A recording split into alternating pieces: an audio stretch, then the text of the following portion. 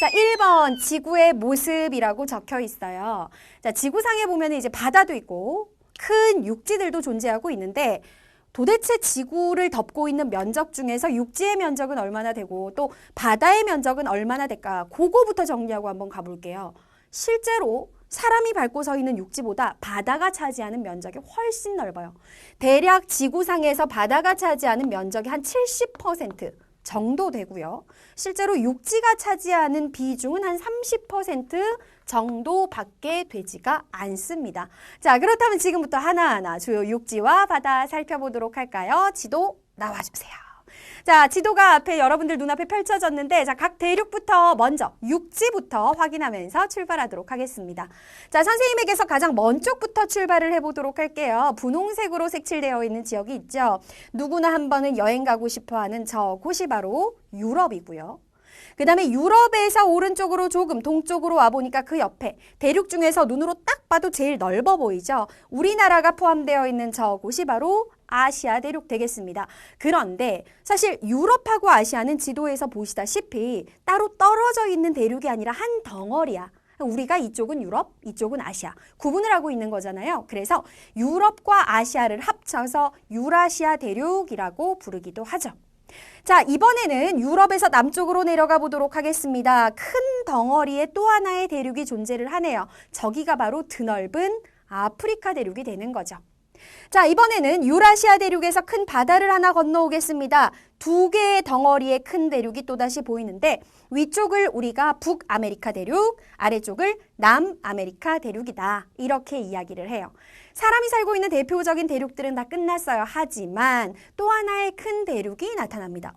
지도상에서 그렇게 잘 보이진 않아요. 지도에서 아래쪽에 있는데 아무래도 지구를 평면으로 펼쳐놓다 보니까 다 표현되지 않은 거죠. 하지만 실제로 넓이는 꽤 넓습니다. 가장 남쪽에 있는 너무 추운 저곳, 저기를 우리는 남극 대륙이다라고 이야기를 해요. 자, 그러면 유럽, 아시아, 아프리카, 북아메리카, 남아메리카 그리고 남극 대륙까지 가장 주요한 대륙 다 살펴본 것 같지만 한 개가 더 남았습니다. 남반구, 자, 지도에서 아래쪽에 보니까 오세아니아라는 대륙이 보이죠? 저기가 바로 많이 들어봤을 거예요. 코알라가 살고 있는 오세아니아, 오스트레일리아라는 나라가 있는 오세아니아 대륙이에요. 자, 대표적인 대륙들은 다 살펴봤고요. 이번에는 바다를 살펴봐야 되겠죠?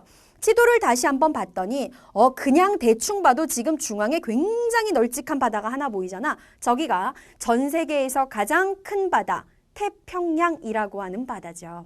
자, 그 다음에 태평양 말고 지금 쪼개져 있어서 여러분들 헷갈릴 텐데 아메리카 대륙의 동쪽이면서 유럽 대륙의 서쪽 연결되는 바다지 실제로 지구는 둥그니까 여기를 우리가 대서양이라고 얘기를 하고요.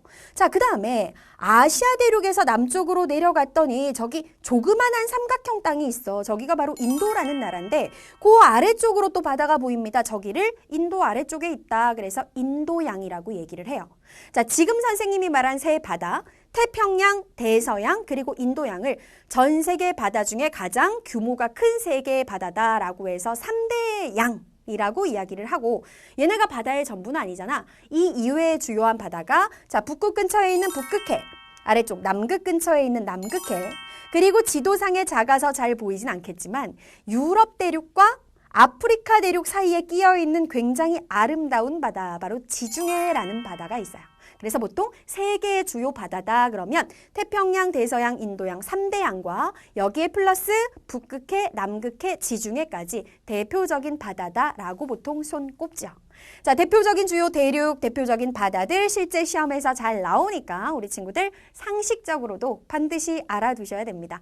자, 그러면 지도에서 주요한 내용들은 확인해 봤으니 이제 본격적으로 지도, 그것이 바로 무엇인가 공부를 시작해야 되겠죠? 자, 옆으로 자리 옮겨서 2번 내용 계속 이어가도록 하겠습니다. 지도의 원리. 지도라고 하는 게 도대체 무엇이냐? 일단 얘들아 지도라는 게 라고 얘기를 하면은 지도가 뭔지 하나도 이해하지 못하는 친구들은 없어. 근데 이제부터 정확하게 알고 가자는 거지.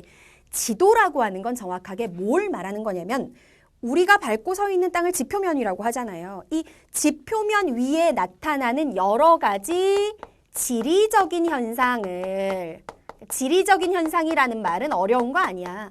건물이 있기도 하고 산맥이 있기도 하고 강이 있기도 하고 바다가 있기도 하고 사막이 있기도 하고 평야가 있기도 하지. 이걸 다 그냥 지리적 현상이라고 하는 거거든.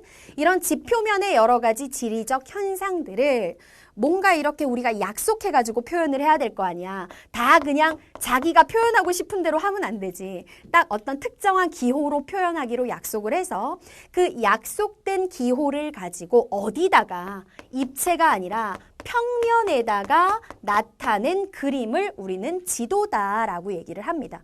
그러니까 실제보다는 훨씬 더 어떻게 하는 거? 확대하는 거에 줄인 거예요. 그러니까 지도라는 건 실제를 확 줄여가지고 일정한 비율로 줄여서 나타낸 것, 이것을 지도라고 하는 거죠. 우리가 지도를 봤을 때 그러면 여기는 이런 나라가 있고 여긴 산이 있고 여긴 바다가 있고 여긴 도로가 있고 여긴 공장이 있네. 이걸 정확하게 이해하기 위해서는 지도에서 사용되고 있는 필수적인 요소들을 정확하게 이해를 해야 돼. 지금부터 그 하나하나의 요소에 대해서 공부를 할 거예요. 자, 지도를 구성하고 있는 요소, 일단 뭐가 있는지 알려드릴게요. 첫 번째, 지도를 제대로 보기 위해서는 축척을 알아야 되고요. 두 번째, 방위라는 것을 알아야 되고, 세 번째, 기호를 알아야 되고, 마지막으로 네 번째, 등고선을 알아야 돼. 이게 도대체 뭐냐? 초등학교 때도 간단하게 배운 거니까 대충은 알고 있겠지만, 자, 정확하게 다시 한번 정리합니다. 축척부터 출발하도록 할게요. 축척이라고 하는 건 뭐냐면, 실제 나타난 거리를 지도상에다가 뭐해서 줄여서 나타낸 그 비율, 이걸 축척이라고 하는 거야. 자, 내가 우리 동네 지도를 하나 만들어 보려고 해. 나랑 제일 절친인 철수라는 친구가 있어. 나의 남사친이야. 철수네 집하고 우리 집은 대략적으로 한 500m 정도가 떨어져 있어. 근데 500m가 떨어져 있다고 해서 실제 지도를 500m 사이즈로 만들 수는 없잖아요. 그러면 줄여야 되잖아. 나는 이번 지도를 만들 때 한 100m를 아니면 혹은 1000m를 1cm로 딱 일정하게 줄여서 나타낼 거야. 이런 식으로 실제 거리를 지도상에다가 줄여서 나타낸 비율을 우리는 축척이라고 얘기를 하는 거지. 앞으로 여러분들이 지도를 공부하면서 가장 많이 보게 될 축척이 바로 1대 5만이라는 축척인데 1대 5만, 1대 10만 어쨌든 앞에는 1이 들어가고 뒤에는 자유분방하게 숫자가 들어갈 수 있거든요. 이게 무슨 의미냐면은 센티미터가 생략돼 있는 거야. 실제 5만 센티미터의 거리를 나는 이 지도에서 1cm로 줄여서 나타낸다. 이게 1대 5만이 가지고 있는 의미인 거지. 알겠지? 만약에 그러면 1대 10만 이렇게 써 있으면 실제 거리 10만 cm를 지도상에 1cm로 줄여서 나타낸다. 이런 의미가 되는 거야. 그렇다면 자 이거 한번 보세요. 이따 선생님이랑 3단계에서 지도에서 다시 한번 볼 텐데 선생님 1대 5만만 알려줬지 이건 도대체 뭔가요? 이게 무슨 말이냐면 막대자 모양으로 나타낸 축척이라고 하는 건데 1대 몇 말고 이렇게도 표현할 수 있어. 근데 얘는요. 자 보세요. 선생님이 지금 막대자를 한 칸을 그려놨잖아. 이 한 칸이 여러분들이 보기에 좀 커 보이든 좀 작아 보이든 무조건 약속인데요. 막대자 한 칸은 1cm라는 뜻이에요. 자, 그러면 앞에는 0이 써 있고 뒤에는 숫자가 써 있을 거거든. 여기 보니까 뭐라고 써 있어? 500m라고 써져 있네? 그럼 이 말은 실제 거리 500m를 지도상의 한 칸, 즉 1cm로 줄여서 나타냈다. 이 말이 되는 거지. 자, 그러면 우리 친구들 응용이 되는지 한번 물어보도록 하겠습니다. 1대 5만이라는 수치, 그리고 선생님이 그려놓은 0, 500m 한 칸, 이거. 얘네 둘은 같은 걸까요? 아니면 다른 걸까요? 실제 축척이 잘 생각해봐. 센티미터, 미터, 킬로미터의 개념 초등학교 때 다 배웠지, 그치 얘들아? 1미터는 100cm잖아요. 미터를 센티미터로 고치려면 즉 공을 2개를 붙여주면 되거든요. 여기 나와 있는 500m라는 건 공 2개 붙이면 센티미터로 고치면 5만 센치라는 거야. 즉 500m는 5만 센티미터고 이거 아까 선생님이 한 칸은 1cm라고 했으니까 이게 결국은 5만 센치를 지도에 1cm로 줄여서 나타낸다는 뜻이구나. 그러면 이 말이랑 이 말은 결국 같은 말이네 라는 거지. 똑같은 1대 5만을 이렇게도 표현할 수 있고 이렇게도 표현을 할 수 있다는 뜻입니다. 자, 그렇다면 우리 하나 알고 갈게요. 앞으로 많이 계산을 해야 될 텐데 센티미터로 나타나 있는 걸 미터나 킬로미터로 고치라는 문제가 나왔을 때 당황할 필요 없이 0을 몇 개씩 없애주면 되느냐. 자, 여기서부터 할게요. 자, 선생님이 5만 센티미터를 써놨어요. 센티미터를 미터로 고치라 그러면 100cm가 1미터니까 공을 2개를 떼주면 됩니다. 그러면 여기 공 하나 없애고 공 하나 없앤다라고 치면 5만 센티미터는 즉 500m와 같은 게 되는 거고요.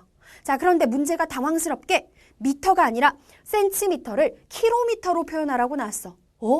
미터가 아니라 킬로미터로 고치려면 어떻게 하면 돼요? 바로 공을 5개를 없애주면 돼요. 자, 그럼 한번 없애보도록 하겠습니다. 저 공 하나 없앴어. 공 둘, 공 셋, 공 넷을 없애는데 웬열? 공이 4개밖에 없어. 선생님이 5개를 없애라고 했는데. 그럼 어떻게 하면 돼? 소수점 찍어주면 되잖아. 점 0이 붙는 거죠. 즉 5만 센티미터는 킬로미터로 바로 고치면 0.5km가 되는 거예요. 아시겠죠? 자, 이게 바로 축척의 개념, 실제 거리를 지도상에 줄여서 나타낸 비율이었습니다.